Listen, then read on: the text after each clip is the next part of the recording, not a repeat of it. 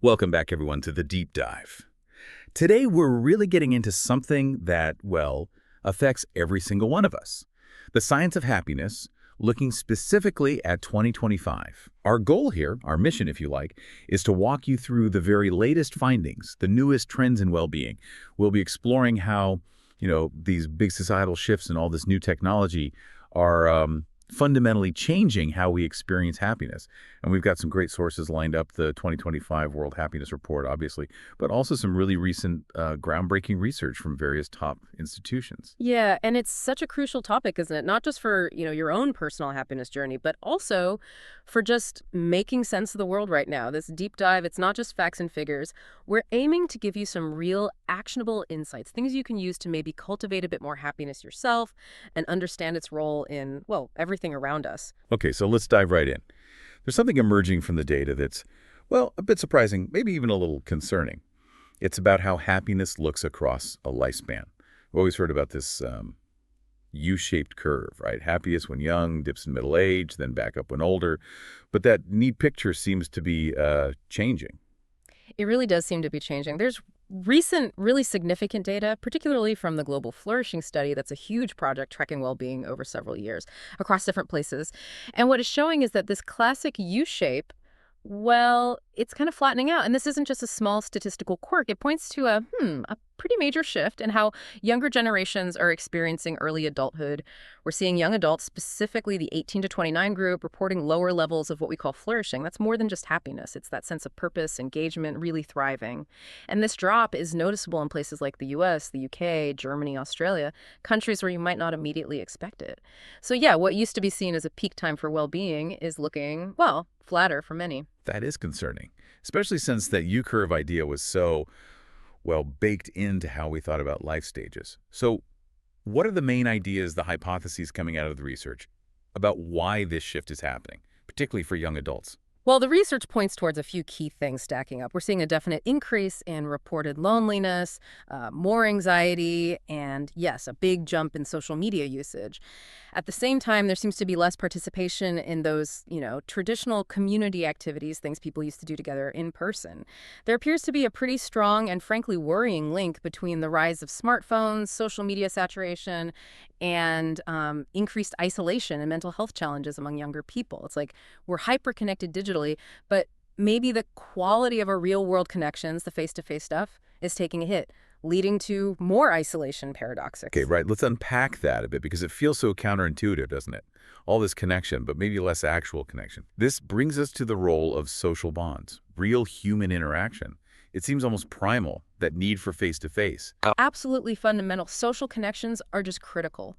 The 2025 World Happiness Report puts a huge emphasis on this, the benefits of caring for others and sharing, for instance, helping out family or even strangers. That predicts higher well-being because it boosts feelings of autonomy, like you're making a difference, acting on your values, and helping friends specifically. That really dials up feelings of closeness, of belonging. It's this positive feedback loop benefiting both the giver and receiver. And digging into that connection idea, something really simple but powerful caught my eye in the research. Yeah. Sharing meals, just eating together. Oh, yes. The communal dining data is fascinating and maybe surprisingly potent. It turns out sharing meals regularly isn't just, nice. It correlates strongly with greater happiness, with better mental and physical health, and naturally stronger social ties. Eating alone frequently, on the other hand, tends to be linked with more negative well-being outcomes. In fact, the Oxford 2025 Happiness Report specifically found that life satisfaction actually goes up measurably with the number of meals someone shares with others each week. And this meal sharing, it's really a great example of a broader concept that the Oxford report really focused on this year, benevolence, just the act of giving, of caring in all sorts of ways. It's a huge predictor of happiness, and not just for the person receiving help, but for the giver too.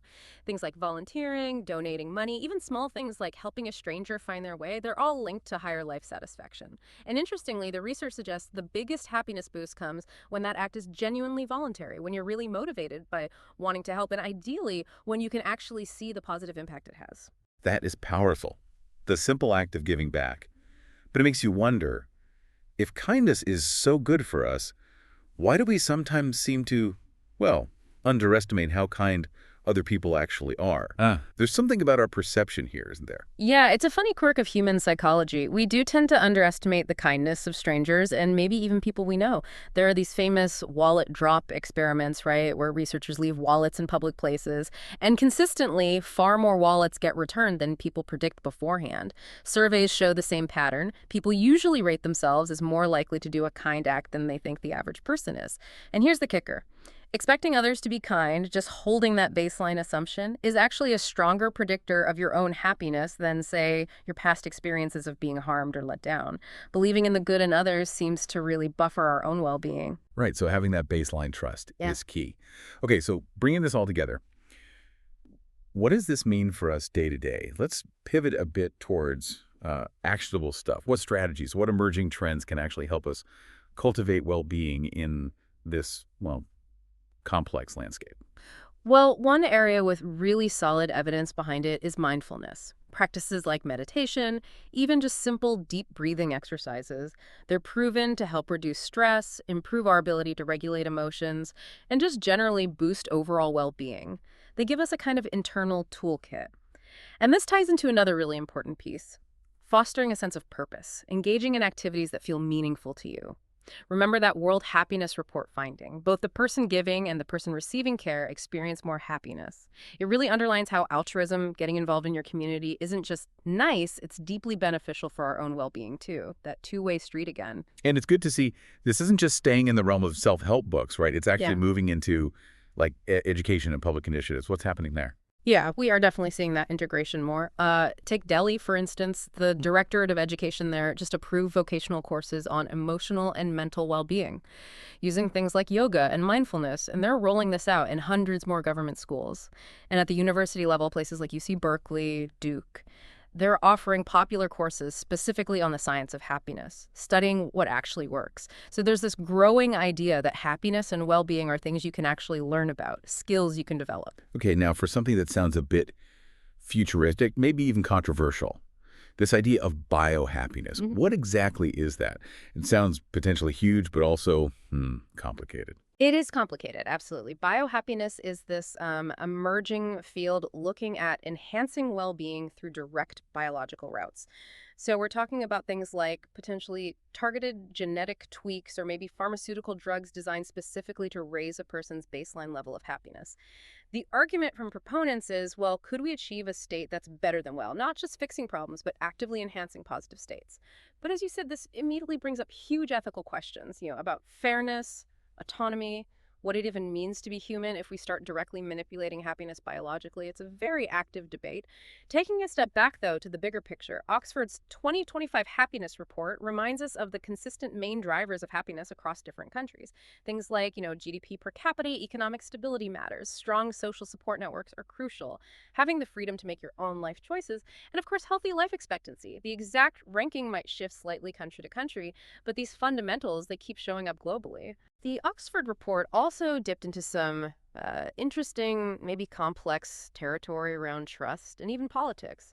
It neutrally reports findings suggesting that people with lower levels of trust in others tend to lean more towards right-wing populism, while those with higher interpersonal trust tend to lean left. It's just an observation from their data, an interesting potential link between psychology and political alignment. And importantly, the report also notes that general dissatisfaction with life seems to be a key driver of what they call anti-system voting, regardless of someone's specific ideology. So unhappiness can fuel political disruption across the board. And finally, a couple of positive notes from the report. Mental health initiatives, they show really high returns in terms of well-being, even in countries with fewer resources. So investing in mental health pays off everywhere. And there's that link again between kindness and public health. Countries where more people volunteer, donate, and help strangers also tend to have lower rates of suicide and deaths from substance abuse. A kinder society is literally a healthier one. Wow, okay. That was quite a journey. From that surprising shift in youth happiness, the simple power of sharing a meal, all the way to potential biohacking. This deep dive really highlights the complex dance between our own habits, our social worlds, education, even technology, in this whole quest for happiness. And it's clear, isn't it? Despite the real challenges, especially for younger folks, those strategies that build community, that foster mindfulness, that give us purpose, they still hold immense power. Which really leaves us with a rather important question to ponder, doesn't it? in this world that feels increasingly connected digitally, yet perhaps more isolating in reality? Could it be that our everyday, maybe seemingly small acts, sharing that meal, helping a neighbor, just being benevolent, could these actually be the most powerful ways to boost collective flourishing? Maybe even more powerful than any fancy future technology. That's definitely something to think about. A great place to leave it for today. We really encourage you, our listeners, to reflect on your own lives. What small acts of connection of kindness might you weave into your week? It might make more difference than you think.